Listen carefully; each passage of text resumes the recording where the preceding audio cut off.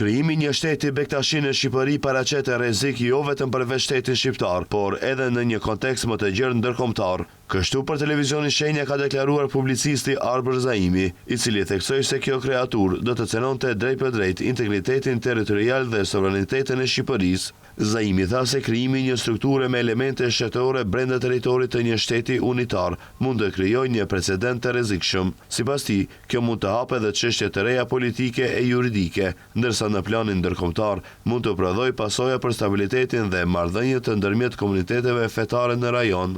Ndërsa në këtë rast ne kemi një krijim pa një tradit, kemi një krijim të pambështetur në histori dhe një krijim i tillë që është thjesht një sajesë pak personave, është precedent shumë i rrezikshëm, sepse pak persona të fuqishëm mund të mblidhen në çdo shtet botës edhe të paraqesin ide të tilla. Tani Bektashin në Shqipëri nuk ekzistojnë të përqendruar në një territor të caktuar. Ata janë të shpërndarë bashkë me shqiptarët e tjerë në shumë qytete e fshatra të Shqipërisë. Zaimi tha se Bektashit nuk e kanë kërkuar një shtet të tillë dhe se edhe vetë ata janë befasuar nga një ide e tillë. Sipas tij, kjo nismë nuk ka ardhur si kërkesë nga komuniteti Bektashi, por është paraqitur nga politika. Është befasi për Bektashin se si tani po flitet për një shtet tjetër, një shtet të tyrin për më tepër. Si mund të jetë jotja një gjë që ti s'e ke kërkuar?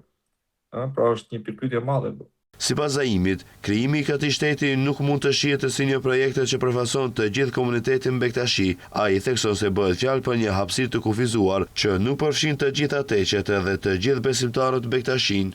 Pra nuk do jetë ky shtet ku do izolohen Bektashin, është absurde. Ky mund të jetë një shtet i disa dervishëve.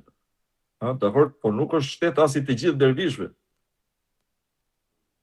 Pra është e çuditshme kjo, një lloj shteti nuk do jenë as të gjitha teqet pjesë e këtij shteti, por do jetë një teqe. Pra po quhet shteti Bektashi, por nuk ka të bëjë me këtë punë.